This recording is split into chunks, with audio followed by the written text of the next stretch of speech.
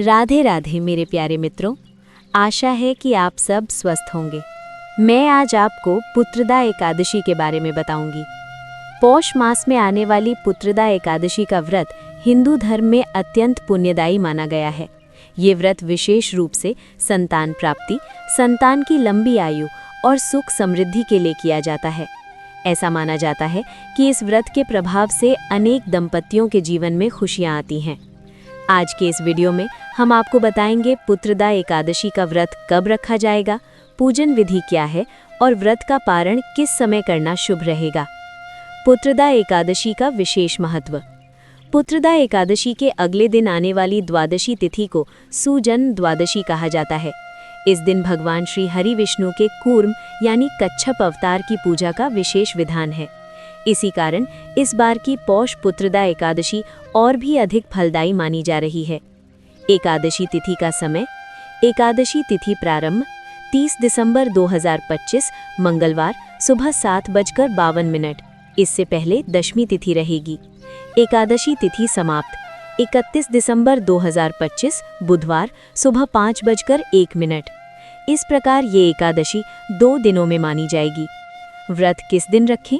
गृहस्थ भक्तों के लिए व्रत 30 दिसंबर 2025, वैष्णव संप्रदाय के अनुसार 31 दिसंबर 2025। व्रत पारण का शुभ समय। यदि आप 30 दिसंबर को व्रत रखते हैं तो पारण 31 दिसंबर दोपहर 1:26 से 3:31 तक।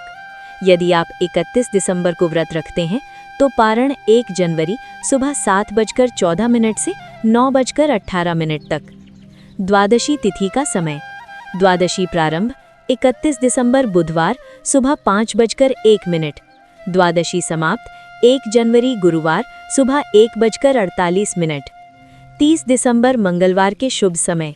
सूर्योदय सुबह 7:11। सूर्यास्त शाम 5:47।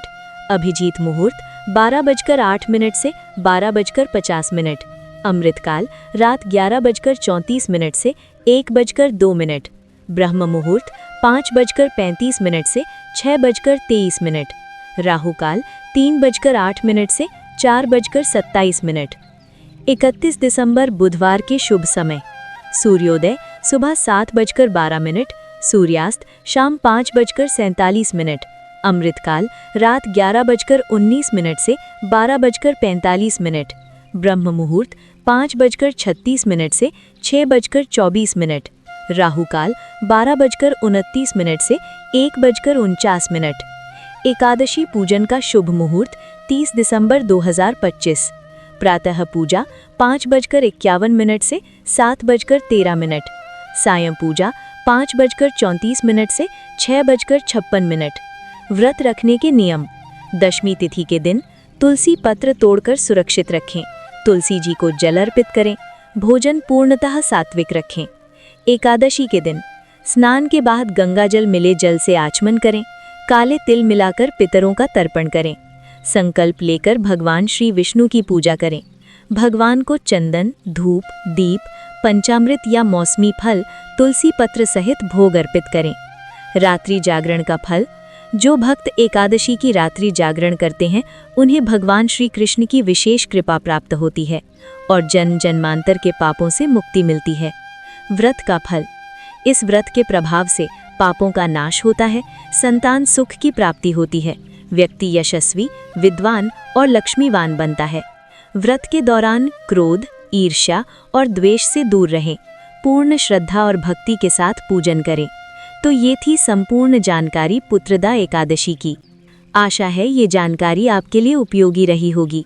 ऐसी ही व्रत, पूजा और कथा से जुड़ी जानकारियों के लिए हमारे चैनल को सब्सक्राइब करें, वीडियो को लाइक और शेयर करें और बेल आइकन दबाना न भूलें।